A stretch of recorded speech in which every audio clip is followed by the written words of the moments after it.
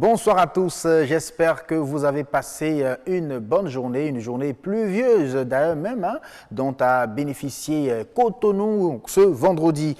Alors sur le grand rendez-vous ce soir, messieurs et dames, ça va parler biodiversité, ça va parler de la journée des médias, des ODD et pourquoi pas des bienfaits du beurre de karité. Les détails, c'est juste derrière la météo.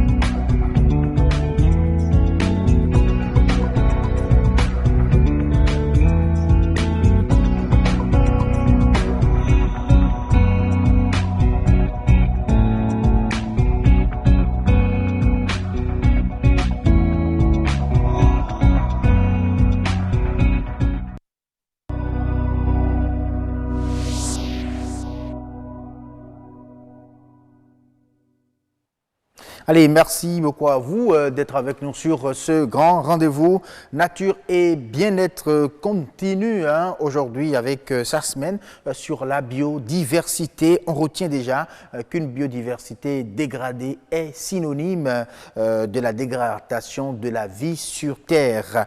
Et ce soir, avec le naturaliste Patrice Sabo, nous allons parler de la gestion durable de la biodiversité. Les professionnels des médias au Bénin en fêtent tout simplement et ça se passe ce week-end avec une bonne dose culturelle. Les activités vous seront présentées sur la rubrique Horizon Culture.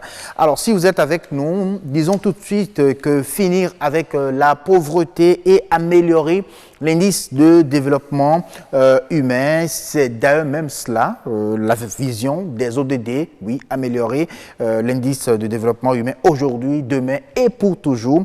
Et donc, c'est une vision qui concerne tous les habitants de la Terre et surtout les jeunes. On va donc parler de la relation entre les ODD et la jeunesse tout à l'heure avec l'expert de ce grand rendez-vous. Toujours sur le grand rendez-vous et nous serons dans le salon de Fulgien Servontonji tout à l'heure sur Beauté au pluriel et ce sera pour vous présenter les bienfaits du beurre de karité en matière bien sûr du soin de la peau. Mesdames et messieurs, n'oubliez pas qu'à 19h45, ce sera l'heure de suivre l'actualité du développement. Ça se passe sur BB24 et nulle part ailleurs. Et ce soir, à la présentation, Amadina Niabossou. Bonsoir.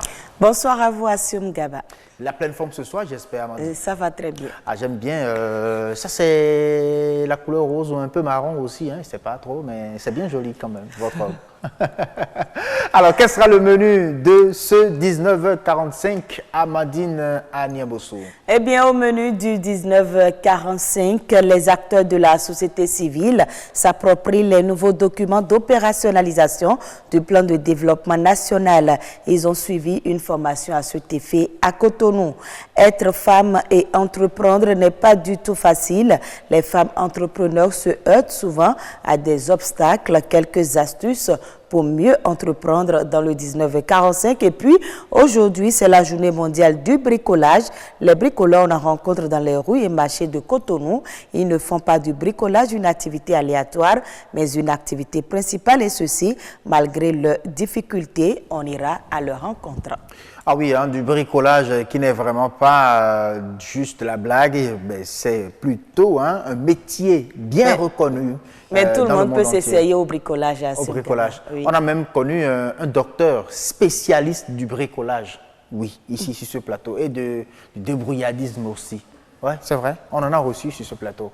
J'espère bien qu'il va nous revenir un de ces quatre pour nous en parler. En tout cas, j'attends ce reportage de Gloria Oni. Merci beaucoup à vous. Tout à l'heure à 19h45, on vous retrouve à Madine pour le développement. C'est ça, Siongaba. D'accord, à tout à l'heure. À tout à l'heure.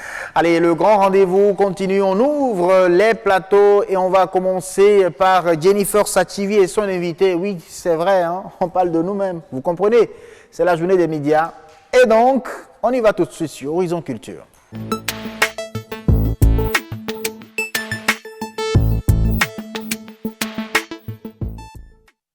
Oui, j'aimerais bien dire les professionnels des médias du Bénin sont en fait, mais j'aurais voulu plutôt bien dire cela ou mieux dire en disant nous sommes en fait. Et là, nous vous proposons une bonne dose d'activité culturelle que vous allez découvrir tout à l'heure sur la rubrique Horizon Culture qui démarre d'ailleurs. Nous allons suivre d'abord, avant de recevoir Alain Soutoumen et puis Jennifer Sachivi, le reportage qui suit. Bienvenue au village des médias. Nous sommes au lendemain du lancement officiel des Journées Médias Bénin 2018. Des journées qui favorisent des rencontres entre lecteurs, auditeurs, téléspectateurs et journalistes de la presse écrite et audiovisuelle. Les Journées Médias Bénin 2018 sont très appréciées. Et j'ai vraiment aimé l'ambiance qu'il y avait. Il y avait eu surtout de partage. Et on ne finit jamais d'apprendre. Et c'est surtout des situations des autres qu'on apprend mieux dans la vie. Comment gouverner ou orienter nos choix. Des débats grand public, des expositions d'œuvres photographiques et livresques, des défilés de mode et des concerts sont plusieurs autres activités qui se déroulent aussi au village des médias. Nous invitons, comme ils l'ont déjà commencé par le faire, les professeurs des médias à rallier le village des médias situé au stade de l'Amitié. Il y a beaucoup de chaleur, de convivialité ici, mais le public également est invité à y être pour pouvoir échanger avec les professeurs des médias, leur faire des critiques, les écouter, échanger avec eux sur tout ce qu'ils veulent et également sur avec différentes personnalités que nous avons invitées pour que les débats se tiennent. Ah oui, effectivement, beaucoup de débats et aussi d'activités culturelles pour le compte de l'édition 2019, bien sûr, des Journées des médias. Et là, nous sommes avec Alain Soutoumen, qui est le chargé des activités culturelles, on peut le dire ainsi. Absolument, oui, disons-le comme ça. Disons-le comme ça. Bonjour Alain, comment ça va? Ça va super bien, merci. C'est un plaisir de t'avoir sur ce plateau. J'imagine que ça va s'animer encore plus. Ah ben oui, ça promet. Je dis bonjour à Jennifer. Jennifer viendra tout à l'heure, t'inquiète. Je voulais qu'il me laisse présenter. C'est la reine du palais en fait. C'est la reine du palais culturel et donc elle est là avec nous ce soir. Bonsoir Jennifer. Bonsoir Assio. Alors vous nous avez déniché Alain, il est venu sur le plateau juste pour nous parler des JMB et surtout l'aspect culturel de ces activités. Ils sont en pleine organisation mais on a réussi quand même à le tirer. Donc bonsoir Alain. Bonsoir Jennifer, voilà. Bonsoir à tous les téléspectateurs de BB24. Qu'est-ce que vous nous concoctez pour les JMB cette année s'agissant des activités culturelles? Non, cette année, ça va être différent des autres années. Carrément. Déjà, c'est la 4e édition et les professionnels des médias vont mettre les petits plats dans les grands pour offrir au public béninois le côté culturel de la chose. Vous savez, quand on parle de journalistes, les gens pensent tout de suite à la politique, à l'économie, on pense à l'information, on pense à ces personnes qui apportent donc l'information au public. Certes, c'est vrai, mais de l'autre côté, nous sommes aussi des hommes de la culture. D'accord? Et dans cette année, il y aura, comme l'année dernière, du défilé. Vous allez voir les professionnels des médias. Vous allez défiler? Je préfère que les téléspectateurs se rendent compte déjà le samedi. ça va être plus simple. D'accord? Et puis après, il y aura aussi une soirée d'interprétation. Les professionnels des médias, vous savez, parmi eux, il y a des talents. Il y a des gens qui chantent vraiment bien. Et parfois, quand les artistes chantent, je vois certains hommes des médias qui sont un peu dans l'ombre, qui les regardent, qui disent mais qu'est-ce qu'ils sont en train de faire? Vous en connaissez? Moi, j'en connais un. Ah ouais? Qui chante très bien. Mais... Oui, voilà. Ouais, c'est tellement... J'en connais un. Alors donc, les hommes des médias vont s'essayer donc au micro, autrement que les formations, chanter, interpréter des chansons de nos artistes, d'ici et d'ailleurs, je veux dire. Et puis tout ça aussi avec la collaboration et la participation de certains artistes qui sont venus donc soutenir cette soirée-là. Et ça va se passer le samedi déjà à partir de 20h à la salle de conférence du Palais des Sports. D'accord, on a donc les défilés, des interprétations, mais j'ai remarqué par exemple dans l'élément qu'on a suivi qu'il y a on découvre aussi la littérature. Absolument. Vous savez, le journaliste d'abord, c'est aussi un écrivain. Il n'est pas rare qu'un journaliste devient écrivain. Ils sont nombreux d'ailleurs. Ils sont nombreux. Oui. Donc, les informations que nous portons, les spécialisations que nous faisons, les domaines de prédilection de chacun sont tellement d'outils qu'on peut utiliser pour écrire. Donc, et c'est pour cette raison que au niveau des GMB, nous avons ouvert donc la Lucane pour ceux qui s'essayent à l'écriture. Et de plus en plus, vous allez remarquer qu'il y a beaucoup de journalistes béninois qui écrivent. Soit c'est des romans, soit c'est des poèmes, soit c'est... Enfin, ils touchent à tous les genres littéraires. Okay. Et donc, j'invite le public à faire le déplacement. Cette année, c'est au niveau de la place du souvenir, Place des Martyrs, pour découvrir un peu la richesse livresque des journalistes, des hommes de médias en général au Bénin. D'accord. Donc, on peut dire que c'est un peu pour permettre aux hommes des médias de se déstresser un peu. Mais derrière ça, est-ce qu'il y a d'autres objectifs? Oui, vous savez, dans la première journée déjà, il y avait le brassage intermédiaire. Okay. Se défouler, certes, mais se connaître davantage. Et aller au-delà, réfléchir sur notre condition de travail dans le pays. On dit généralement que nous sommes le 4e pouvoir, mais est-ce que nous exerçons ce pouvoir? Est-ce que nous-mêmes, en tant qu'hommes de médias, en tant que journalistes, nous vivons le travail que nous faisons de sorte à être davantage crédibles pour être donc le 4e pouvoir que nous devrons être? Donc... Autant de questions qui nous amènent à nous retrouver et à réfléchir. Et vous allez voir, vous avez les associations des professionnels des médias, les structures fêtières qui sont avec nous pour que tous les hommes de médias, dans chaque compartiment, nous puissions nous retrouver et réfléchir. Ce n'est pas une sorte d'état général de la presse, non, mais c'est une occasion pour se dire, mais est-ce que nous allons nous laisser cette image de plus en plus négative que la société a de nous continuer, ou bien il faut renverser la vapeur et faire en sorte que nous devenions réellement des hommes et des femmes de médias crédibles qui font de l'investigation, qui bannissent complètement ce qu'on appelle aujourd'hui les fake news. Et donc, les JMB, par la grâce de Dieu, je crois que les années qui vont venir, on sera quand même, disons, une structure, un creuset où on vient d'en gagner quelque chose. Alors, vous avez dit tout à l'heure qu'il y aura un défilé de mode comme l'année dernière. Vous avez parlé également de l'interprétation. Est-ce que ce sera de l'interprétation en playback ou ce sera du live? Comment ça va se passer sur le podium? Non, vous savez... Exactement, parce que parlez un peu déjà du spectacle. Parce au JMB, nous ne faisons pas de l'à peu près. D'accord. Nous n'encourageons que ce qui est meilleur. Et vous savez, les hommes de médias, comme je l'ai dit, et qui officient dans la rubrique culture, encouragent les artistes à donner le meilleur d'eux-mêmes. Voilà. Et donc, on ne peut pas donner ces genres de conseils et soi-même se mettre à faire du playback. Ah oui. Non, ce ne sera pas du playback, ce sera du live avec l'orchestre, le super audivi de l'ORTB. Ah, ça. Au grand complet, je vous assure. Et donc, quand vous venez le samedi prochain au JMB, à la soirée, vous allez voir les hommes de médias chanter en live, les artistes prester en live. Donc, si vous chantez fausse note, on va découvrir. Il y a quelqu'un qui va chanter I Love You, là. Il y aura, de toutes les façons, je continue sinon, je me propose. Hein. Non, mais c'est clair que c'est Assume qui sera au micro. Assume sera au micro avec I Love You de notre cher ami Atekon. Alors, on va réarranger le morceau et mettre beaucoup plus de chaleur. Donc, ce sera du live.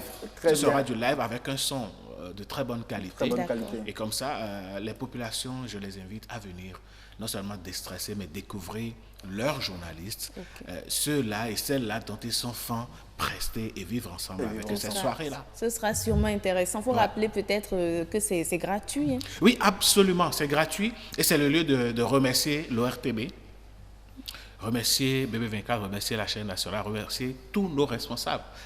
Donc, ils nous ont apporté leur soutien. C'est eux qui ont permis que je vienne ici parler de cet événement-là. Et donc, c'est gratuit, complètement gratuit pour tout le monde. Le samedi, ce sera à quelle heure? Le samedi, déjà à 20h. À 20h, ce n'est pas que pour les hommes de médias. Il n'y a pas de ticket d'entrée, il n'y a pas, mais il y a de la sécurité, il y a du sérieux dans ce que nous faisons. Et donc, quelles que soient les personnes qui viennent, elles sont en sécurité. Donc, l'entrée, elle est libre et gratuite. La sortie également, elle est libre. Elle est libre et gratuite aussi. Allez, vous avez de très belles manières de dire les choses, d'annoncer les programmes. Et ça, c'est comme ça. C'est aussi ça, le journalisme. C'est aussi ça, le journalisme culturel, de façon particulière. Merci. C'est ça. Merci beaucoup à vous. C'est moi. À très bientôt, Alain. Merci, à bientôt. Jennifer. Merci à Siom et merci à notre cher invité. Ah oui, j'aurais aimé prolonger vraiment. Vraiment, mais voilà, c'est une question de temps aussi, puisque M. Sagbo nous attend de l'autre côté. Avec lui, nous allons parler de la biodiversité. Vous vous préparez déjà pour planter le 1er juin, j'espère, Alain? Ah ben oui, hein, surtout avec les pluies qui commencent. Moi, j'ai déjà fait mon programme et sans vendre la mèche, je vais planter des cocotiers. Des cocotiers? Ouais, ah oui, absolument. Des amas ne pas couper après, n'oubliez pas. Ça bon, je demanderai la permission, après je remplirai les formalités pour couper après. Si non, jamais. Ce n'est plus à couper, c'est terminé. Allez, merci Alain, à très bientôt. Merci Jennifer. Merci. Allez, on continue tout droit. On va se retrouver, si vous voulez, dans la nature pour observer un peu la biodiversité, la diversité biologique sans laquelle on ne peut vraiment pas vivre. C'est nature et bien-être.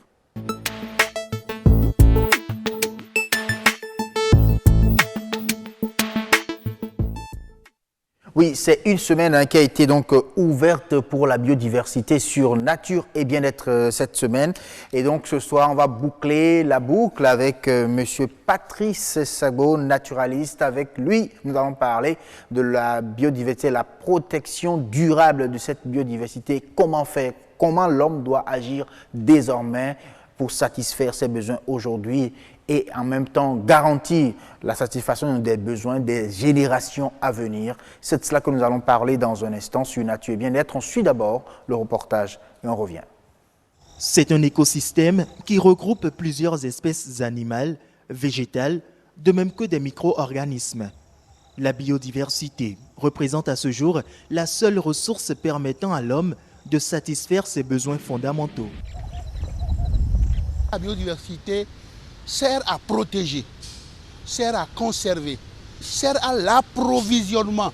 Il y a des éléments de la biodiversité que nous mangeons. Je dis nous mangeons, je parle des hommes, des animaux. Il y a des éléments de la biodiversité que nous utilisons pour nous soigner, par exemple. Elle est malheureusement menacée aujourd'hui du fait du changement climatique, de la forte pression démographique et surtout des activités humaines. Dans aucun pays du monde, la biodiversité ne se porte mieux. Je le dis parce que les gens ont besoin de la ressource pour vivre. De ce fait, ils font de la collection, ils font des prélèvements. Plus la population augmente, plus l'exploitation prend d'ampleur. Et quand l'exploitation prend d'ampleur, la biodiversité prend un coup. La biodiversité est célébrée chaque 22 mai dans le monde entier. Pour sa 25e commémoration, elle est placée cette année sous le thème « 25 ans de célébration des actions pour la biodiversité ». En un quart de siècle, de nombreuses dispositions ont été prises au Bénin pour maintenir les espèces menacées de disparition. D'abord, le Bénin a commencé depuis 1992 à initier des projets de conservation des forêts, à initier des projets de conservation des eaux humides. Et le Bénin a mis en place déjà en 2003, une stratégie qui a été revue en 2010 pour permettre aux gens de travailler selon les objectifs internationaux. Il y a des espèces qui ont disparu pratiquement ou qui sont en voie de disparition. Le gouvernement a dit, niet, on ne touche plus à ça. le gouvernement a mis en place un programme qui permet de faire moins de charbon, par exemple. Le Bénin compte plus de 2800 espèces de plantes, un peu moins de 600 espèces d'oiseaux et 84 espèces de reptiles. Chaque citoyen a son rôle à jouer pour leur conservation. Tout ce que nous rejetons, nous rejetons comme ça, tout ça, ça va dans les lagunes et tout ça, ça va dans la mer. Et ça donne de la pollution des eaux. Donc j'invite chacun de nous à dire non, il vaut mieux ne pas polluer l'eau. L'autre chose aussi, j'invite les maires, c'est-à-dire les collectivités, à intégrer dans leur programme la biodiversité. Mais l'autre élément, c'est que la jeune génération, les élèves, les écoliers, voilà la cible qu'on doit utiliser pour que demain soit encore meilleur pour cette biodiversité dont nous vivons. La biodiversité nous concerne au premier chef, car la biodiversité, c'est nous et tout ce qui vit sur Terre. Oui, merci beaucoup à Rodrigue Babak-Beto et Amadine Aniabossou pour ce reportage. On revient en plateau avec M. Patrice Sago. Bonsoir. Oui, bonsoir, monsieur le journaliste. Merci beaucoup d'avoir accepté notre invitation. Je sais que quand c'est la biodiversité qui vous appelle, c'est que vous laissez toute activité, c'est tout travaux cessants et vous êtes là. Oui. Nous vous en remercions vraiment. Mais on a suivi tout à l'heure dans ce reportage, un des intervenants disait plus la population augmente, plus l'exploitation prend d'ampleur, c'est-à-dire l'exploitation de la biodiversité prend d'ampleur. Dans le même temps, on nous parle de la gestion durable, de la protection, c'est qu'il faut garantir aussi l'avenir et tout. Comment faire aujourd'hui? Comment est-ce que l'homme doit agir aujourd'hui pour vraiment établir l'équilibre? Voilà, donc c'est cette question qui a amené cette année les Nations Unies à choisir le thème « Notre biodiversité, notre alimentation, notre santé ». C'est toujours en recourant à l'objectif premier de la Convention sur la diversité biologique qui veut dire conservation, utilisation durable, partage des bénéfices découlant de l'utilisation des ressources. C'est ramener à notre esprit pour dire qu'est-ce qu'on appelle biodiversité. Il faut le dire à tout le monde. Chers consommateurs, toi qui es directeur, toi qui es ministre, député, qui que tu sois, la biodiversité, c'est ce que tu manges tous les jours. C'est l'eau que tu bois. C'est le poisson, c'est la viande, c'est les plantes médicinales, c'est les fruits, c'est les légumes, c'est le maïs, c'est tout ce qui est autour de ça. Il n'y a pas autre chose. Et c'est ça qui te met en équilibre sur le sol. Mais sa maison, c'est la nature. Lorsque tu te mets à détruire la nature, tu détruis ce qui te nourrit. Lorsque tu pollues la nature, tu pollues ce qui te nourrit. Mais où est-ce que tu iras? J'ai vécu une expérience extraordinaire avant le 28 avril, après le 28 avril, jusqu'à présent. Et je sais que nos populations, nos cultes, religions, même les médias sont sensibles à des sujets qui les préoccupent. Donc, cette sensibilité que vous avez pour les élections, ayez la même sensibilité pour ce qui vous nourrit, ce qui vous protège. C'est ça. Dans les églises, chaque jour, on doit dire, on prie pour que la biodiversité se porte bien. Dans les médias, vous le faites déjà très bien. Vous devez intensifier cette sensibilisation-là. Dans les cultes, les lieux de culte, n'importe où, on doit s'agenouiller pour dire merci biodiversité de nous avoir nourris, de nous avoir soignés, de nous avoir donné de l'eau pure. Sinon, c'est que ce que nous regardons aujourd'hui, nous voyons, est alarmant. Oui, alors vous avez vu le rapport sur la biodiversité qui parle de 1 million d'espèces en extinction. Lorsque c'est en extinction, c'est que ça ne revient plus. C'est alarmant. Et c'est 1 million d'espèces en extinction. En extinction. Et ils ont parlé plutôt il y a surtout les insectes qui sont comptés, et même l'espèce humaine aussi ça fait partie. Regardez, lorsque tu pollues ce que tu manges, c'est la chaîne. Toi aussi, tu seras pollué, tu vas mourir. Il n'y a pas de médicament pour toi lorsque tu prends poison. Donc c'est ça. Nous polluons tous les jours les nappes, les eaux continentales. Nous polluons tous les jours les mers. On pollue partout et nous voulons manger. Et les espèces ont des équilibres entre eux. Lorsque une espèce manque, ça crée un vide et ça crée des catastrophes. Qui va gérer ça? Donc on est obligé de parler tous les jours, de manière intense, pour que les gens puissent prendre conscience de tout ça là. Et si c'est l'homme qui détruit, c'est l'homme qui va réparer aussi. Il n'y a pas autre chose. Donc c'est l'homme qui doit réparer. Que fait aujourd'hui? Parce que la question, c'est que les humains se retrouvent aujourd'hui entre adaptation et en même temps réparation des choses. On se demande, est-ce qu'on va pouvoir réparer les dégâts là aujourd'hui, ou il faut tout simplement s'adapter et qu'avec l'adaptation, on essaiera plutôt de laisser la nature elle-même les solutions existent. Réparer. Quelles sont ces solutions? Nous les connaissons. Donc on nous demande d'avoir des solutions de transformation durable et profonde. Mais nous savons, moi, si tu vas à l'hôpital et tu ne dis pas ton mal au médecin, il va mal te soigner. Nous savons très bien que tous les jours, nous détruisons beaucoup d'arbres pour fabriquer du charbon, non? Est-ce qu'on va nous dire ça encore? Il faut trouver des solutions alternatives pour réduire cette pression sur les bois, surtout qu'en lieu et place, on ne met rien du tout. Nous avons entendu l'histoire des bateaux Kelly. 3 bateaux se mettent ensemble et mettent des filets à maille réduite en profondeur pour ramasser tout sur le chemin. Les mélopos qu'on là, ils sont dans nous. On connaît tout ça là, non? Mais lorsque nous voulons créer des villes nouvelles, on fait du goudron. Tous les jours, on fait du goudron. Lorsque nous voulons créer ces villes également, on détruit tout et on ne met rien en lieu et place. Il ne faut pas oublier qu'il y a aussi la verdure qui se met.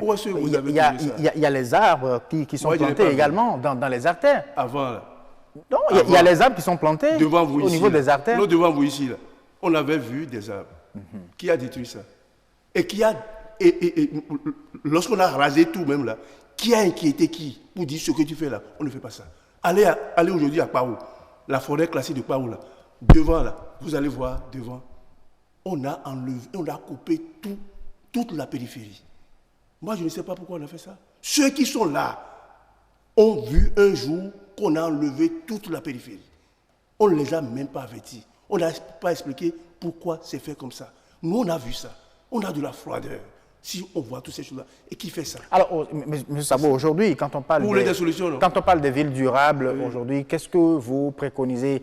Parce qu'on ne peut pas ne pas aussi faire les goudrons. Il faut faire les goudrons, mais qu'est-ce qu'il faut faire pour que quand même la vie dans ces milieux-là soit agréable? Oui, c'est ce que je vous dis déjà. Il n'y a pas 1000 solutions. Les architectes sont partis par ici pour vous dire, ils sont architectes. Ils ont dit la manière de laquelle nous construisons aujourd'hui là, ne nous apporte aucune durabilité. Ils vous ont dit ça. Mais lorsque les populations locales, les peuples autochtones faisaient leur bâtiment, mais c'est les bâtiments qui respectaient l'environnement. Aujourd'hui, lorsque vous dites ça à quelqu'un, il va dire non, c'est trop archaïque, je ne fais plus ça. On n'a pas dit de remonter à 1000 ans, 100 ans, 10 000 ans. Non, faites ce qui est adaptable à votre temps et aux problèmes que vous avez. Moi, je pense que nous devons demander aux pêcheurs, aujourd'hui, les mélopokonou, il faut laisser ça et inventer d'autres formes de pêche. On va demander à mes frères chasseurs qui sont à Zobodo, mais vous passez tout le temps, vous voyez du gibier à la mer, mais des gibiers empoisonnés, parce qu'on utilise des poudres pour aller tuer ces gibiers-là, et c'est ça que nous mangeons. On va demander à ceux qui amènent les sacs de bois, de charbon ici, il n'y a pas de problème. On a accepté la cueillette, mais on a vu que ça a dépassé la limite de la cueillette pour devenir business. Vous devez produire les arbres. Si vous voulez faire du business, produisez les arbres, attendez 10 ans et après vous allez utiliser pour faire vos charbons. Aucun problème. C'est ça. Si on doit construire... Encore qu'il y a d'autres techniques aujourd'hui pour faire du charbon sans couper les arbres. Bon, donc on va inventer. Donc on nous a demandé de trouver des solutions inventives. Ils utilisent les feuilles qui sont tombées, qui sont séchées pour fabriquer du charbon. Je suis totalement d'accord si tout le monde peut adopter ça. C'est ce que je veux dire. Pour créer les nouvelles villes, il faut édicter les normes de construction. Vous allez au Burkina Faso. On n'a pas des maisons d'à plus de 2 niveaux. Je suis allé à Pretoria, dans la ville de Pretoria. Vous n'allez pas voir des habitations dépassant 2 niveaux. Jamais. Il y a le rez et un dessus. C'est fini complètement. Il faut édicter des normes. Si tu n'es pas d'accord, tu ne restes pas là. Donc c'est à nous de voir. ce que nous voulons. Donc par rapport à chaque zone, il faut pouvoir donc, maintenant... Bien sûr, nos chercheurs sont là pour ça. Voilà. Les techniciens sont là pour ça. Il faut les mettre à contribution pour que vraiment on puisse avoir un mieux-être sur la terre. C'est possible. Nous avons une intelligence. C'est dans ce sens-là que Dieu nous a donné l'intelligence. Mais si nous voulons vivre pendant longtemps, ce n'est pas l'hôpital. Dieu nous a donné la nature pour... La nature, c'est notre hôpital. La nature est notre marché. C'est notre cuisine. La nature est tout pour nous. Il y a tout dedans. Dieu ne nous a pas créés avec un médecin, avec un pharmacien. Il a dit, tu auras tout dans la nature. Et lui-même, là, dans Genèse 1, Dieu a créé la nature. Il a mis tout dedans. Pour dire ça, là, l'homme, c'est pour toi. Si tu sais l'utiliser, tu vas te porter bien. Mais qu'est-ce que nous faisons aujourd'hui? C'est à nous-mêmes de savoir que nos comportements ne sont pas de nature à rendre durable la biodiversité qui nous nourrit. Je voudrais demander, ça là j'insiste dessus parce que c'est une découverte. J'ai vu que ça veut dire que lorsque nous sommes en danger, nos pasteurs, nos évangélistes, nos prêtres et nos cultes et autres là, ils peuvent prier. Ils n'ont qu'à prier pour que les populations laissent tranquilles ou bien gèrent dans les normes la biodiversité qui les nourrit. Vous pensez qu'on devait intégrer ça aussi dans l'éducation au niveau des religions traditionnelles. Il n'y a pas que les chrétiens, il y a les musulmans aussi, il y a toutes les religions. Oui, c'est ça. Il faut dire que les peuples autochtones, les populations locales, c'est elles qui entretiennent mieux la biodiversité dans leur milieu. Il faut donc les soutenir. Merci. Merci beaucoup à vous, M. Sagbo. L'heure pratiquement terminée. On va continuer de parler, bien sûr, de développement durable. Oui, c'est même biodiversité. Avec l'expert de ce grand rendez-vous, nous allons parler cette fois-ci de l'apport de la jeunesse à l'atteinte des objectifs du développement durable post-2030. C'est l'expert du grand rendez-vous.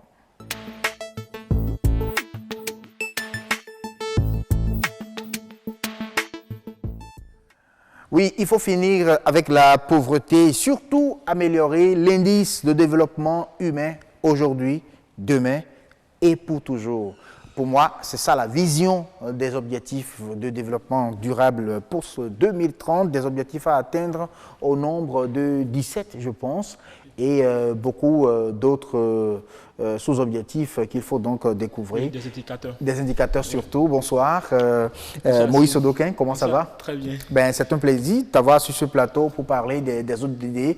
Je sais que les jeunes font beaucoup et comprennent davantage qu'il faut aujourd'hui qu'ils participent à l'atteinte, bien sûr, qu'ils contribuent à l'atteinte de ces objectifs-là. Alors, dites-nous, est-ce que de façon globale, il y a une politique qui est mise en place pour permettre à la jeunesse de faire sienne les objectifs du développement durable?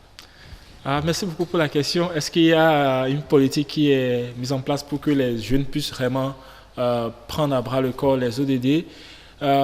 Oui, il y a beaucoup de stratégies. Il y a beaucoup de stratégies qui sont recommandées au niveau des Nations Unies. Il y a une stratégie jeunesse qui a été élaborée par le nouveau secrétaire général au travers de l'envoyé spécial de la jeunesse. Oui. Donc, il y a une stratégie qui est recommandée, qui doit être implémentée dans chaque pays au niveau des Nations Unies. L'Union africaine aussi a une feuille de route pour la capture du dividende démographique, dit pas la capture du dividende, comme vous le savez, on parle d'atteindre des objectifs de développement durable, mais cela ne pourra pas se faire sans prendre en compte le développement du capital humain. Et vous n'êtes pas savoir qu'en Afrique, comparativement à d'autres continents, nous avons une population très très jeune. Il fait que l'investissement qui se fait aujourd'hui au niveau des politiques, au niveau des États, on n'arrive pas vraiment à voir le résultat. Donc il faudrait qu'on s'assure d'investir vraiment dans la jeunesse. Et l'Union africaine a recommandé quand même des piliers sur lesquels les pays doivent investir. Maintenant, au niveau national, qu'est-ce qui est fait? Je pense qu'il y a beaucoup d'initiatives au niveau des jeunes qui prennent des initiatives au niveau macro, mais aussi au niveau micro. Au niveau macro, il y a des initiatives, de plateformes pour mieux sensibiliser les jeunes sur les études de développement durable, pour faire pour avoir des stratégies d'action d'ensemble. Mais nous pensons que nous pouvons faire mieux.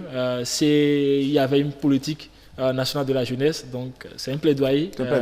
Que cette politique que nous espérons et que nous attendons depuis très fort longtemps soit adoptée au niveau du ministère. Avec le nouveau gouvernement. Alors, beaucoup disent que les ODD pour 2030, que c'est surtout l'affaire des jeunes. Vous validez cette assertion? Oui, c'est surtout l'affaire des jeunes, parce que le monde d'ici, les ODD, c'est simplement permettre ou bien réaliser un monde meilleur d'ici 2030. Et d'ici 2030, le monde se portera de la manière dont les jeunes façonneront le présent, mais aussi le futur. Parce que nous devons savoir que près de 52% de la population mondiale est jeune. Donc oui, l'atteinte des objectifs de développement durable dépendra essentiellement de l'engagement des jeunes, mais aussi de leur implication tant au niveau national, mais au niveau local. Donc les jeunes sont des acteurs, mais aussi des bénéficiaires des ODD. C'est-à-dire des acteurs parce que la jeunesse est cette tranche d'âge qui a encore la capacité de mieux comprendre, et d'agir directement.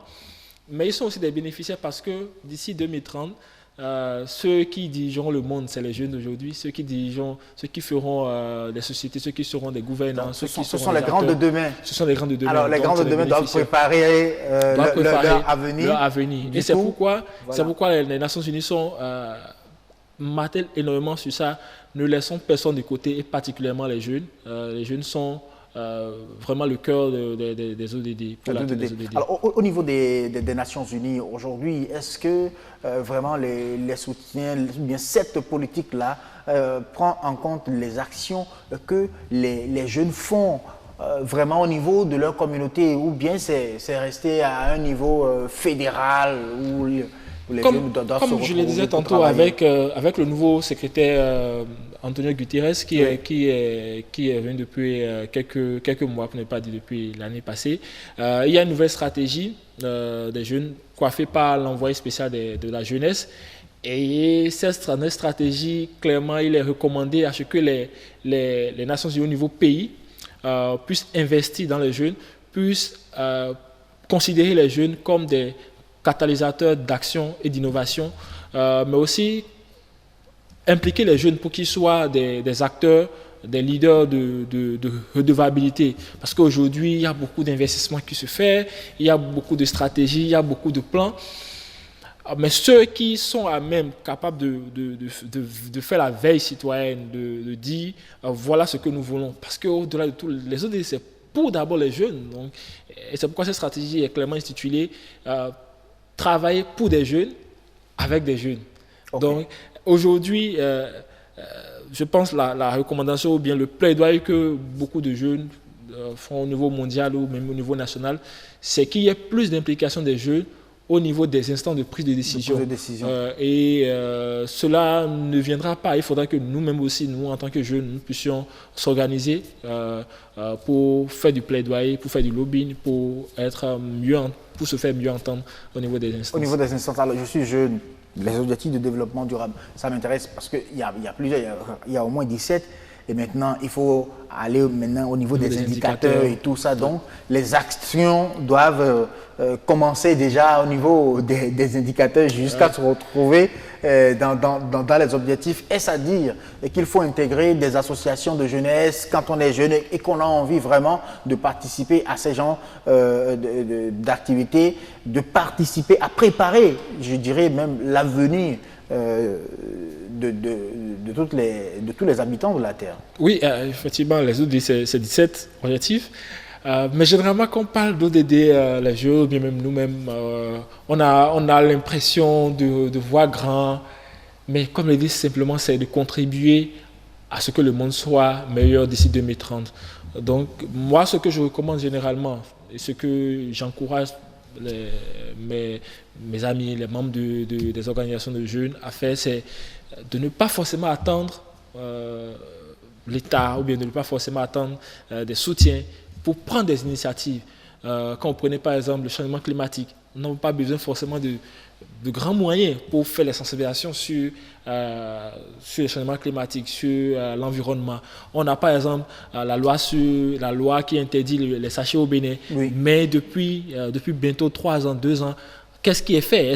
Comment est-ce que nous, jeunes, nous organisons? Est-ce que les jeunes ont pris à corps, par exemple, la vulgarisation de cette initiative? Il y a l'emploi décent pour les jeunes. Comment est-ce que nous-mêmes nous organisons pour que ceux qui réussissent déjà dans l'entrepreneuriat, ceux qui réussissent déjà dans les médias, ceux qui réussissent déjà dans divers domaines, puissent inspirer d'autres jeunes à faire comme eux? Comment est-ce que nous travaillons, nous prenons des initiatives pour la santé et le bien-être aujourd'hui au niveau de nos communautés? Comment est-ce que nous contribuons de façon bénévole dans nos communautés? C'est déjà ça des actions pour l'atteinte des objectifs de développement durable. Donc oui, il faut impliquer les organisations de jeunesse, mais je pense qu'il ne faudrait pas forcément attendre des organisations de jeunesse, ou bien forcément attendre les organisations des Nations Unies, ou bien même attendre les gouvernants pour prendre des initiatives. Individuellement, après, nous pouvons booster dans nos communautés, dans nos maisons. Par exemple, pour l'utilisation efficiente de l'eau, par exemple à la maison.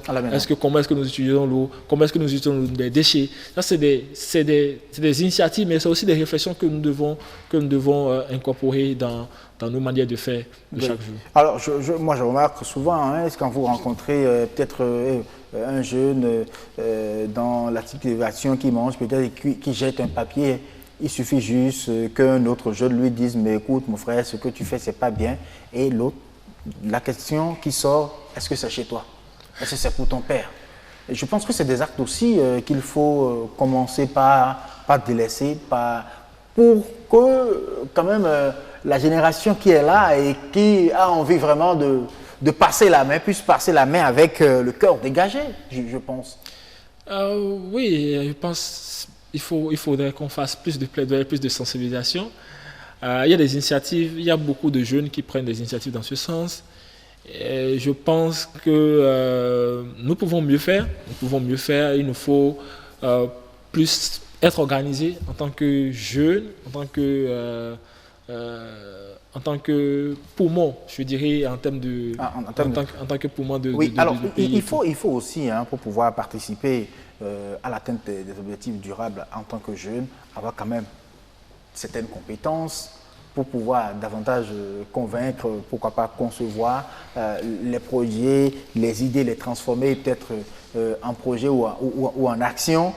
Il faut également des moyens pour pouvoir quand même mettre en œuvre ces actions-là. Moi plutôt, je pense qu'il faut des moyens pour dupliquer, pour aller à une autre échelle d'impact.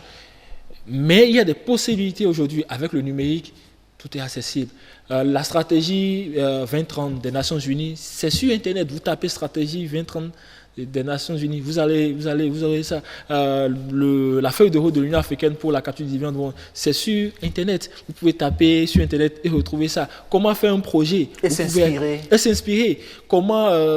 Comment travailler sur l'atteinte des ODD numéro 2, d'ODD numéro 3, comment travailler pour l'atteinte de l'ODD numéro 4. Si vous allez sur Internet aujourd'hui avec YouTube, avec d'autres outils, vous aurez assez de documentation. Donc oui, il y a ce besoin de soutien des jeunes, mais au même moment, il y a des possibilités grâce au numérique aujourd'hui où nous sommes sur une planète très connectée. Où, ici au Bénin, vous pouvez voir ce qui se fait au Togo, vous pouvez voir ce qui se fait aux États-Unis, vous pouvez voir ce qui se fait de bien en Chine et copier aujourd'hui. Et l'innovation, c'est pourquoi les Nations Unies reconnaissent, au-delà des jeunes, que l'innovation est un élément catalysateur qui pourra réellement contribuer à accélérer l'atteinte des objectifs de développement durable. Voilà. Merci beaucoup à vous. Je comprends donc que juste pour démarrer, quand on prend ces actions, vous pouvez aller sur Internet, les informations existent sur Internet et pour vous permettre, pourquoi pas, de prendre votre part, de contribuer, bien évidemment, à l'atteinte des objectifs de développement durable. Et après, vous pouvez peut-être chercher des moyens pour passer de ce niveau de débutant à un autre plus grand, c'est ça. Si vous permettez, bien, je voudrais encore une fois juste en quelques secondes faire un plaidoyer, pour l'adoption du plan stratégique de la jeunesse du Bénin. Nous en avons besoin. Il faut une feuille de route pour que nous, en tant que jeunes, nous puissions avoir un cadre qui nous permet de savoir que nous contribuons au développement de notre pays. Donc nous serons ravis que le gouvernement en place puisse vraiment travailler pour l'adoption du plan stratégique de la jeunesse du Bénin. Merci beaucoup à vous, merci. Moïse. Merci pour ce plaidoyer fait en direct. Je sais que les autorités suivent également cette émission. C'était un plaisir. À très bientôt. Alors, il est l'heure aussi du journal. On va y aller très rapidement avec Amadine Aniabossou qui nous attend dans la rédaction de BB24. C'est le 19h45.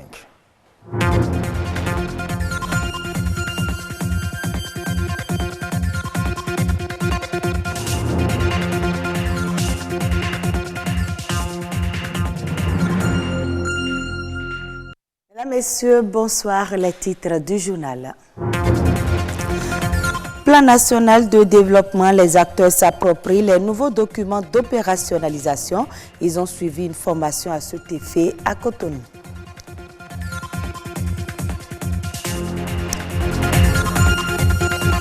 Pas facile d'entreprendre quand on est une femme. Plusieurs embûches se dressent sur le chemin. Il faut avoir un mental fort pour les surmonter.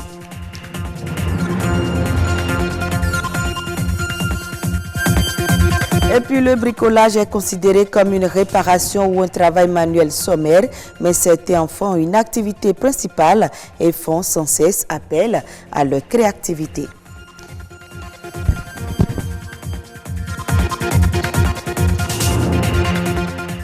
Merci de votre fidélité. S'approprier le plan national de développement PND 2018-2025 et ses nouveaux documents d'opérationnalisation. Plusieurs acteurs se font former dans les stratégies de mise en œuvre de ce plan. Après les 4 jours, les participants seront suffisamment aguerris pour que les actions sectorielles soient orientées vers un développement durable. Quels sont ces nouveaux documents qui serviront désormais de boussole au développement? Éléments de réponse dans ce reportage de Samson Thiomon et Patrick Adjagbodjou. Planifier pour mieux gérer et offrir aux populations un mieux-être social et économique. Un défi majeur pour tout pays dont la vision prospective est orientée vers le développement durable. Lorsque vous ne planifiez pas, vous ne programmez pas, vous gérez au pifomètre.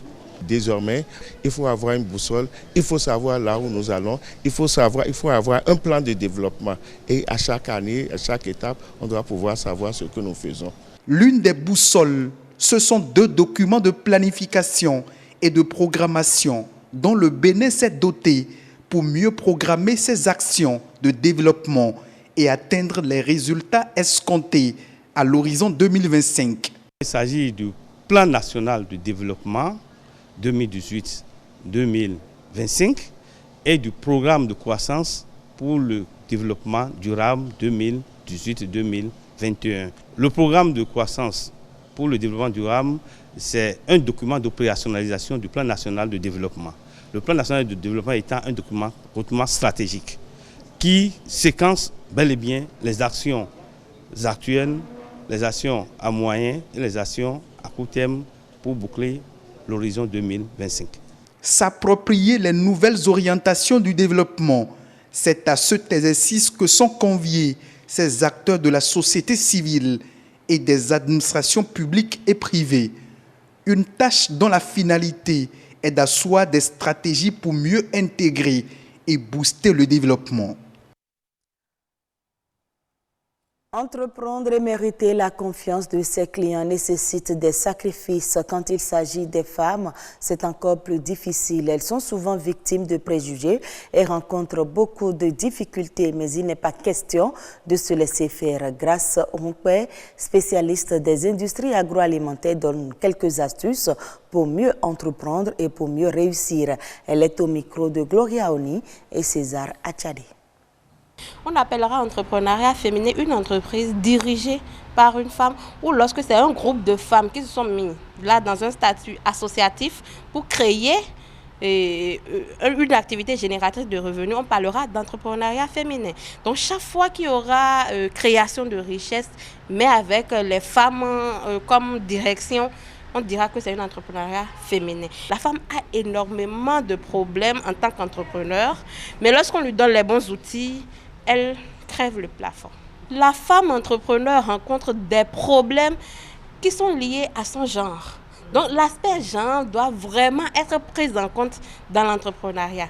Mais ce qui est clair, c'est que lorsque la femme est bien outillée, elle fait des prodiges. Première chose, il faut donner à la femme entrepreneur les mêmes outils qu'à l'homme, c'est-à-dire les mêmes outils entrepreneuriaux qu'à l'homme. Même les hommes ne maîtrisent pas encore vraiment l'entrepreneuriat. Il faut lui donner la capacité de chercher du financement. Il faut lui donner la capacité technique de l'activité qu'elle est en train de faire. Il faut lui permettre de développer sa visibilité. Il faut lui permettre de faire un travail interne technique, c'est-à-dire d'évaluer son rendement de création de richesse.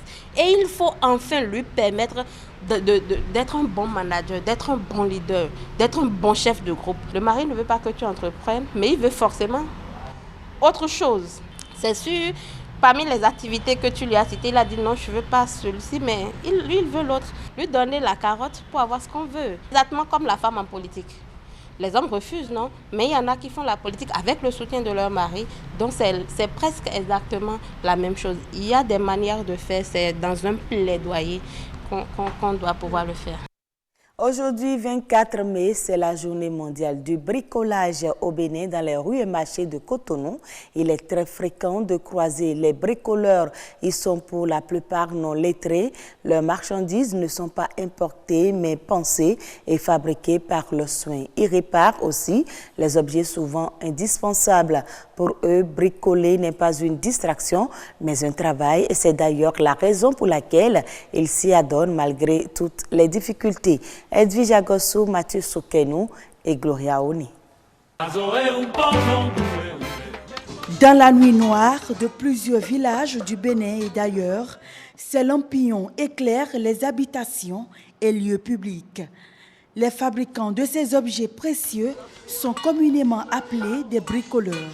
Ils font le recyclage des produits hors d'usage qui leur servent de matière première pour leur production. Cependant, ces bricoleurs ne fabriquent pas que des lampions. J'ai souvent besoin des boîtes en acier pour fabriquer des lampions. Ce fil de fer est issu des pneus des véhicules gros porteurs. Je rachète les pneus et j'extrais les fils. Avec l'alu recyclé, je fabrique les récipients qui servent à préparer le gâteau. Aujourd'hui, les matières recyclées pour la fabrication se font de plus en plus rares. Conséquence, les prix de vente des produits fabriqués connaissent une hausse. L'alu est à 24 000 ou 30 000 francs CFA. La douzaine de ces boîtes est à 400 francs CFA. La douzaine de lampions est à 600 francs CFA. Le forgeage aussi est une activité de bricolage. Je fabrique la hache, le burin et les gonds de porte avec le fer recyclé. Les difficultés rencontrées peuvent parfois freiner l'ardeur de ces jeunes créateurs et concepteurs. Mais face à ces problèmes, ceux-ci ne baissent jamais les bras. Au cas où le fait chaud nous blesse, nous nous rendons à l'hôpital pour nous faire soigner. Ma difficulté est que je me promène souvent pour avoir les matières premières. Le marché d'écoulement de ces produits finis n'est souvent pas connu d'avance. Certains bricoleurs ont leurs clients, tandis que d'autres s'improvisent vendeurs ambulants. Je livre souvent mes produits finis à des tenanciers de quincaillerie. Mes clients passaient acheter, mais aujourd'hui, je passe de marché en marché pour la vente. Le bricolage n'est pas qu'initiative et création, mais il est aussi réparation. Ces choses makers redonnent vie et beauté aux vieilles chaussures. Ça peut arriver un jour, on peut avoir jusqu'à 7 clients juste pour les réparations. C'est par exemple des chaussures des boutiques où c'est vendu à 45 000, 35 000. Donc la réparation, si c'est pour faire le ressemblage, ça tend vers 2500, 3000 environ. Mais il existe également d'autres formes de bricolage. En effet, le bricolage, c'est d'abord une activité de réparation manuelle, sommaire, en dehors du cadre professionnel. Il peut être aussi lié à la création, l'amélioration et la réparation de tout objet matériel produit, mais pas à une échelle industrielle. Information hors du Bénin en Afrique du Sud, la récolte de raisins de table devrait atteindre 315 000 tonnes pour la campagne 2018-2019. Cette récolte en hausse de 7 500 tonnes par rapport à l'année dernière marque une reprise de la filière après 3 années consécutives de sécheresse persistante. L'amélioration de la production résulte notamment de la légère hausse des superficies cultivées et des conditions météorologiques favorables dans les provinces du Nord et du Cap occidental. Ces deux régions comptent pour 89% des superficies totales consacrées aux fruits. Du côté des exportations, le volume de raisins de table expédiés devrait atteindre 285 000 tonnes, soit 90% de la production totale attendue. L'Afrique du Sud exporte principalement ses raisins de table vers l'Union européenne. Au Cameroun, une campagne de sensibilisation sur la culture de la sûreté dans les aéroports a été lancée, une initiative de l'autorité camerounaise du transport aérien pour mettre au même niveau d'information les acteurs qui interviennent dans le secteur. Les aéroports du Cameroun ne sont guère à l'abri des menaces émergentes dans leur exploitation. Un groupe d'experts dans la sûreté de l'aviation a élaboré un document des pratiques dans le but de promouvoir une culture de sûreté positive. L'autorité aéronautique a entamé ce jour une campagne de sensibilisation sur la culture de sûreté dans nos aéroports. Ils peuvent oublier tout, mais ils ne peuvent pas oublier que les actes d'intervention et les menaces émergentes guettent les aéroports. C'est pour cela que nous voulons rappeler, n'est-ce pas, les principes cardinaux qui gèrent la sûreté de l'aviation civile dans le monde entier, également au Cameroun. Ici, dans ce hall de débarquement de l'aéroport international de Yaoundé-Simalène, les différents maillons des administrations et autres compagnies se sont retrouvés pour ce renforcement des capacités. C'est vraiment très important et c'est rassurant de voir à quel point l'autorité, l'aéronautique camerounaise, insiste sur la sûreté. On a vu le déroulé, comme ça se passe partout ailleurs. C'était vraiment bien fait, très clair. Après cette formation de tous les acteurs de Yaoundé, d'autres séances de remise à niveau se tiendront dans les villes aéroportuaires de Douala, Bafoussam, Garoua, enfin Maroua, Salak. Et c'est la fin de ce journal. La très bonne suite de nos programmes. Vous, Amadina Niabossou, de l'avoir présenté. Le journal, on se retrouve certainement la semaine prochaine. Le vendredi vous, avec prochain. les téléspectateurs demain. Le vendredi prochain sur le grand rendez-vous. Sur le grand rendez-vous. Oui, et demain pour le journal. Demain pour le journal, ce sera à 12h45, c'est ça? 12h45, 19h45. 19h45, donc toute la journée, c'est vous qui nous informez sur l'actualité du développement. Bonne soirée à vous, Amadine. Bonne soirée à vous aussi, Assum Gaba. Bonne dégustation.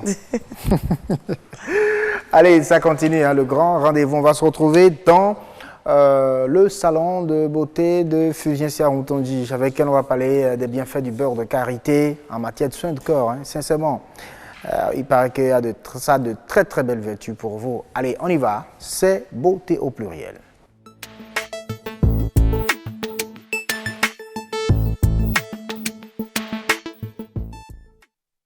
Beauté au pluriel ce soir, nous allons vous présenter le beurre de karité en matière de soins de peau. Il paraît que cela vous permet d'avoir une très belle peau, hein, tendre et tout, en tout cas les qualités qui sont requises en matière de peau. On verra tout ça dans un instant. C'est Fulgencia qui nous a amené une jolie dame qui utilise le beurre de karité surtout pour nous en parler. Et donc on va suivre le reportage et revenir sur le plateau. Le karité, encore appelé arbre à beurre, est un fruitier qui pousse principalement dans les pays de l'Afrique de l'Ouest. Au Bénin, cette noix très prisée se récolte essentiellement dans la partie septentrionale. Alors que le karité présente plusieurs vertus, il n'est pas encore utilisé dans toutes ses dimensions. C'est peu connu, alors que les vertus sont vraiment énormes. C'est quand il y a la matin qu'on reconnaît beaucoup plus l'utilité dans d'autres milieux, à part chez nous. Les gens se demandent, mais est-ce qu'on consomme ça, à part les besoins cosmétiques et autres? Peu à peu, le karité s'impose et se retrouve aujourd'hui même au cœur des grands débats.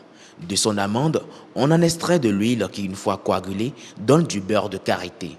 Au regard des nombreuses propriétés, aussi cosmétiques que renferme ce beurre, certaines femmes s'adonnent à sa transformation. La gamme de cosmétiques qu'on peut faire avec du beurre de karité est infinie. N'importe quelle huile nourrit la peau, mais le beurre de karité en particulier, parce que tout comme l'aloès, le beurre de karité régénère les cellules. Le beurre de karité est la troisième culture d'exportation au Bénin. Les recettes annuelles qu'en tire l'État sont estimées à 1,3 milliard de francs CFA. Avec un peu plus de suivi, cela propulserait l'économie béninoise. Merci à Ulrich Rungi qui a été donc supervisé par Karamata Bataou dans la réalisation de ce reportage. On revient en plateau avec Espira Singbo, elle est esthéticienne, c'est ça? Bonsoir. Bien sûr. Bonsoir monsieur. C'est un plaisir de vous avoir sur ce plateau. Plaisir partagé. Pour parler du beurre de karité. Bien sûr. Qui vous donne votre beauté ce soir sur le plateau. Je le dis avec la permission de qui de droit, s'il vous plaît. Allez, on revient en plateau avec vous également. Fulgencia Montoni, bonsoir. Bonsoir, Assioma. Vous utilisez aussi le beurre de karité? Oui, tout à fait. Ah, oui. Voilà pourquoi j'ai fait le choix de parler de ça, de ses vertus. De ses vertus, surtout. Vous avez compris, un cher téléspectateur, le beurre de karité, il n'y a rien que le beurre de karité. On y va. Alors, bonsoir, Madame Espera Singbo. Madame Fulgencia, bonsoir. Alors, vous êtes esthéticienne et avec vous, il s'agira de parler des bienfaits du beurre de karité. Ok. Le beurre de karité, comme vous le savez, a plusieurs vertus. Les bienfaits sont énormes, je vais en citer quelques-uns. Et avec le beurre de karité, vous pouvez, après rasage, après les épilations, passer du beurre de karité pour apaiser la peau. Ça hydrate la peau, c'est un assouplissant, hydratant, et ça contient des acides gras. Okay. Et ça a plusieurs vitamines, E, D, F. Du coup, ces bienfaits sont énormes. Alors, si je comprends bien, vous avez dit après rasage. Donc, les bien hommes, sûr, quand ils finissent en ont de besoin. se raser... Oui. Quand vous finissez de vous raser, vous pouvez passer du beurre de karité. Ça apaise la peau, ça empêche les irritations cutanées. Cutanées. Oui. Les boutons ne sortent plus non plus. Pas du tout. Les éruptions, tout, oui. Oh là là. Mais à ce paraît-il que le bonheur est tout juste à côté. Ça aide aussi les enfants et les nouveaux-nés. Bien sûr, ça aide les nouveaux-nés et les mamans également. Les nouveaux-nés, vous pouvez prendre du beurre de karité pour leur redonner une forme, la forme qui vous plaît. Rebondir les fesses. Ah oui. Oui, le nez, effiler le nez du nouveau-né. Alors ça m'intéressait. Moi, je voudrais bien faire les fossettes à ma fille, pourquoi pas. Ah oui, comme vous. On vous en a fait? Non, pas tellement. On voit les faussettes là quand même. Prenez du beurre de karité, il suffit juste de prendre du beurre de karité, le brut, et vous passez sur les parties que vous souhaitez que ça se... Pour avoir les faussettes. Les faussettes. Tout simplement. Tout simplement. Waouh. Et paraît-il que ça aide aussi la femme enceinte. Bien sûr. Pour ça, oui, vous voyez, quand les femmes sont enceintes, il y a des fœtus qui grattent leur ventre. Donc ça laisse après des végétures. Au lieu de laisser les végétures se former, vous passez uniquement du beurre de karité sur votre ventre et vous n'aurez même Pendant que la femme est enceinte. Bien sûr. D'accord. Vous n'aurez pas d'apparition de végéture, rien du tout. Ah, d'accord. Oui. Et vous n'aurez même pas Quand ça vous gratte, vous passez du beurre de karité, ça passe tout doucement. Et pour celles-là déjà qui ont des vergetures, grâce à ces produits-là qu'elles ont eu à utiliser par le passé... Même les vergetures, vous passez juste du beurre de karité sur vos vergetures et vous allez constater que ça resserre les vergetures. Les vergetures. Oui. C'est vrai, le beurre de karité, bien sûr. on en dit vraiment beaucoup de bien. Mais il y a une seule chose qui repousse les gens, c'est en fait l'odeur. Comme ça ne sent pas vraiment de façon agréable, comme les autres pommades, vous passez sans parfum, c'est déjà bon, mais le beurre de karité, ça a une odeur aussi. C'est ça qui repousse en fait les gens. Nous n'en pouvons rien. Vous pouvez réchauffer et ajouter d'autres additifs, peut-être du parfum ou... Juste pour l'odeur. Juste pour l'odeur. Ok. Et ça s'utilise. C'est les mêmes bienfaits que vous retrouvez. Avec le beurre de karité, vous pouvez faire du massage.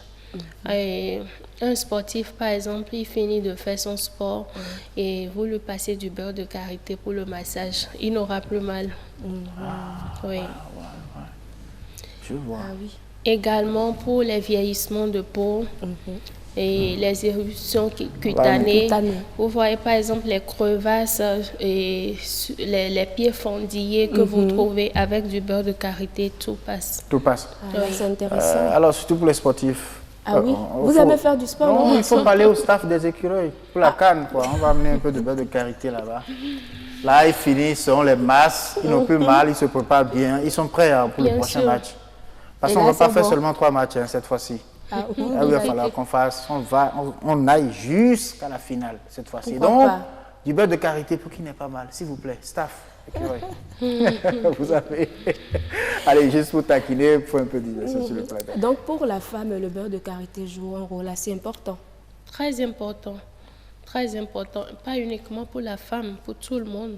Même les maladies de peau. Les problèmes de peau. Les problèmes de peau, les eczémas, les éruptions cutanées et tout ce qui a problème de peau. Il faut passer juste du beurre de karité. Alors vous allez nous dire comment on l'utilise. Parce que souvent, les pommades, c'est au quotidien quand même que les dames l'utilisent. Je ne sais pas si je trahis des secrets. Non, tout à fait. Bon, voilà, c'est au quotidien. Le beurre de karité doit être utilisé également avec la même fréquence que le matin quand on finit de se laver. Et puis bon, paf, on passe le beurre de karité comme toute autre pommade avant de sortir. C'est ça? Comment on l'utilise en fait? Oui, le beurre de karité n'a pas une manière différente, une manière particulière pour l'utilisation. Parce qu'il y a des pommades de matin, il y a des pommades de midi, il y a des pommades de nuit. Vraiment, les femmes en ont tellement.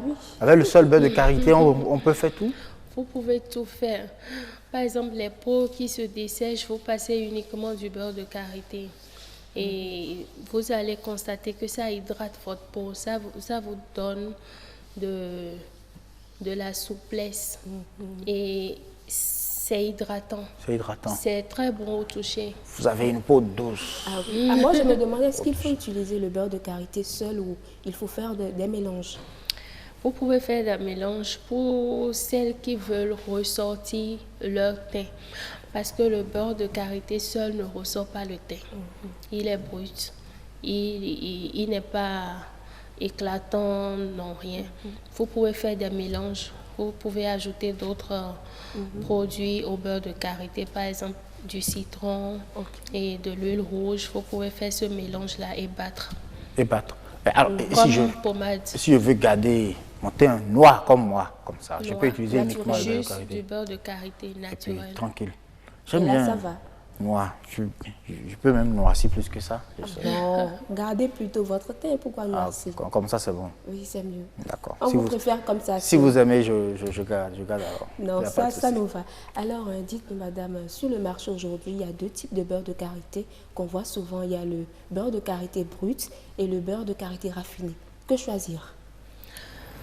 Moi, je vous conseille de choisir le beurre de karité brut. Parce qu'il est bio et ça a plusieurs vertus. Le bio est recherché partout dans le monde, même et dans les pays occidentaux et tout. Même à l'extérieur, les gens sont à la recherche du beurre de karité brut. Brut, hein? Oui. Dans le brut, c'est mieux. Oui. Et le raffiné, c'est-à-dire que lorsqu'on travaille un peu, ça perd de sa valeur? Ça perd sa valeur, non, mais ça perd quand même. Et les vertus du beurre de karité brut n'est pas comparable à celui travaillé. Travaillé. Oui. Alors, on parle souvent de peau sèche. de peau grasse, peau normale. Oui. Le beurre de karité peut être utilisé par tous les types de peau? Non, le beurre de karité est plus conseillé pour les peaux sèches. Ah, d'accord. Oui, et parfois pour les peaux en même temps sèches et gras. Là, on appelle ces types de peaux et peaux mixtes, c'est ça? Peaux mixtes. Ok. Comment vous le savez? C'est Fulgencia qui me souffle les choses. Ah, si vous êtes sûr? Oui, bien sûr. Ah, ok. Ah, oui. Donc, je consomme. C'est Fulgencia qui me souffle. Donc, le beurre de karité, on peut l'utiliser pour les peaux mixtes et pour les peaux sèches. D'accord. Pour les peaux grasses. Les peaux grasses, il faut, non. Plutôt trouver... Ces peaux ont besoin des soins pour retirer le gras. Le gras. Parce que le gras, ça donne... Pour des peaux déjà grasses, ça donne des problèmes de peau. De peau. Ok. L'excès de sébum, les boutons, les acnés. Les acnés. Alors, dites-nous comment passer son beurre de karité? Faut-il se lever le matin, faire comme ça et puis on est parti, ou il faut bien appliquer, faire des gestes et tout? Ok. Sur les parties concernées, vous prenez du beurre de karité et vous massez tout doucement jusqu'à pénétration complète. Ah, oui. De manière circulaire. Bon, les mouvements circulaires, c'est pour redonner des formes données. Ok. Oui. Sinon, vous passez du beurre de karité jusqu'à pénétration complète de la peau. De la peau. Oui. Ah. Vous comprenez? Oui. Vous passez jusqu'à pénétration complète dans la peau du beurre. Non, Assume, c'est bon, vous avez compris votre leçon, hein? J'aime ça. 10/10. Merci beaucoup pour la note. Merci également à vous. Merci, monsieur. Madame Sigbo, c'était un plaisir. Alors là, j'aime vraiment pas sortir du salon de Fulgencia, mais on y est obligé puisqu'il y a... C'est pas bien grave, hein. On retient juste que le beurre de karité a beaucoup plus de vertus. Oui. Et ça hydrate beaucoup la peau. La peau, beaucoup. Allez, merci. Adonis nous attend. Déjà... Avec lui, on va parler actuel, l'actualité sur la toile. Et ce sera le dernier plateau de ce grand rendez-vous, dernier numéro d'AMM1 de la semaine. On y va, actuel.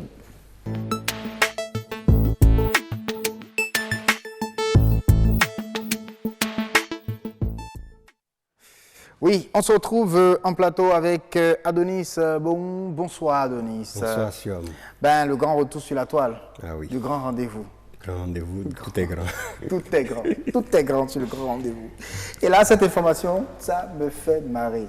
Je vous assure, j'ai vraiment pas envie de le faire pour ne pas être désagréable devant mes téléspectateurs. Au Congo, on parle souvent du cahier de la honte, le tableau de la honte. Tableau de la honte, vous êtes un grand débiteur insolvable, vous allez retrouver votre nom dans les restos sur le tableau de la honte. Ça dit, ça quitte le cahier de la honte pour le tableau de la honte. Oui. Parce qu'on met votre nom, on vous dit, bon, telle personne, par exemple, si c'est Adonis, on mettra Adonis 5000. Vous avez mangé pour 5000, vous n'avez pas payé depuis des mois, on met la date. Mais là, c'est en Chine que ça se passe. C'est une sonnerie pour identifier les débiteurs. Waouh!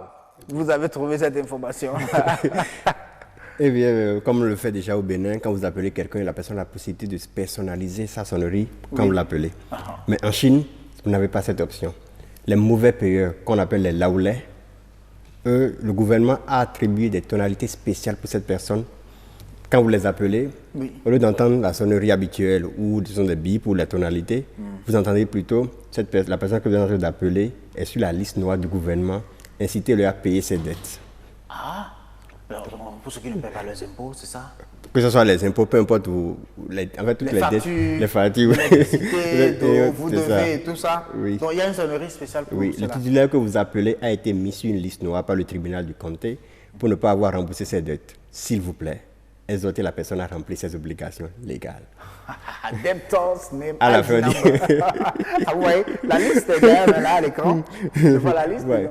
C'est vrai, je ne sais pas lire le chinois, mais j'ai lu quand même ce qui est en anglais. Tous les numéros de téléphone enregistrés au nom des laolais sont bloqués avec cette caractéristique que seul le tribunal ou l'opérateur peut annuler quand vous avez rempli les obligations légales.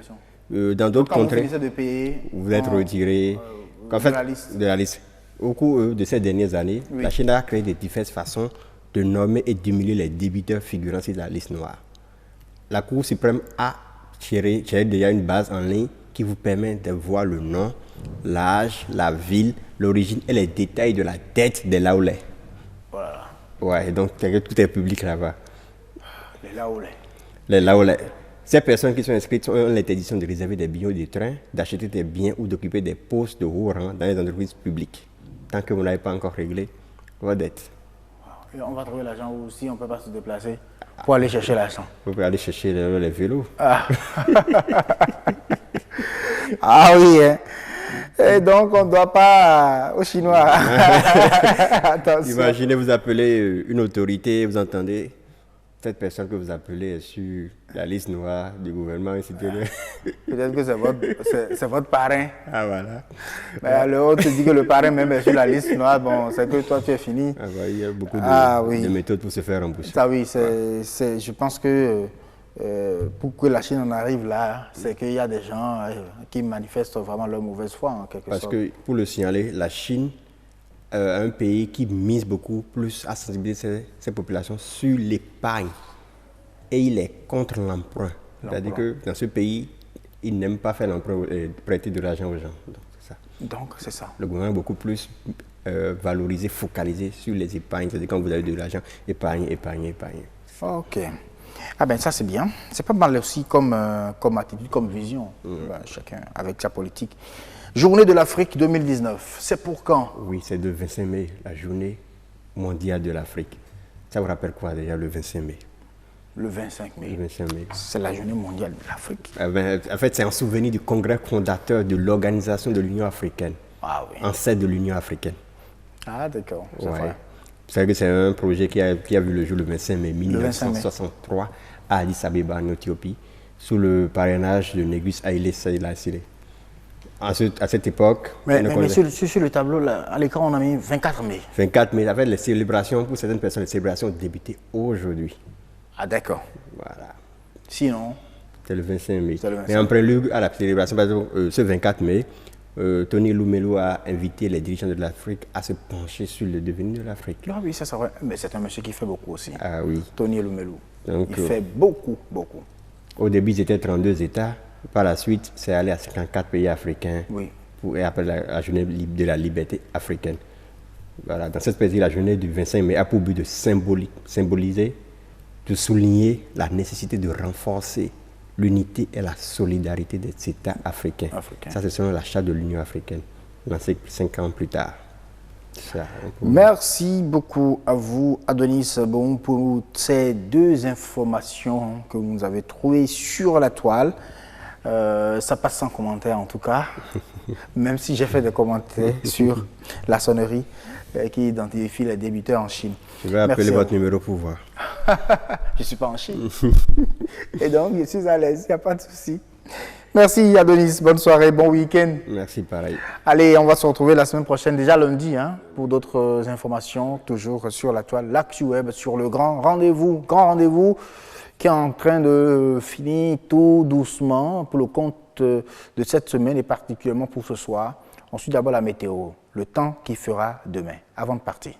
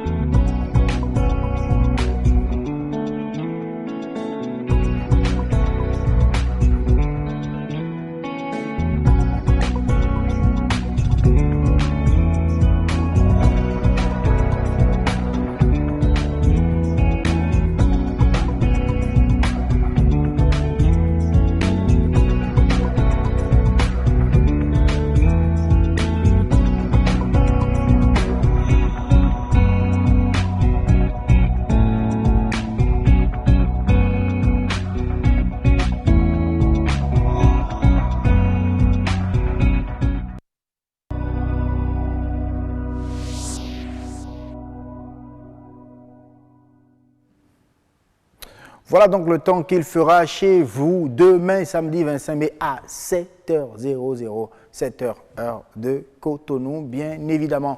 Merci à vous de nous avoir suivis. C'était un plaisir d'avoir partagé ces moments avec vous, chers téléspectateurs.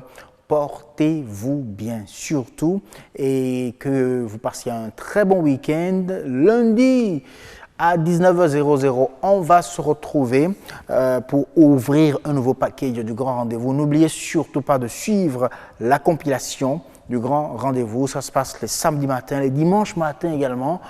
Et donc, c'est ça. Le meilleur reste donc à venir sur BB24. On se dit bonne soirée. Ciao.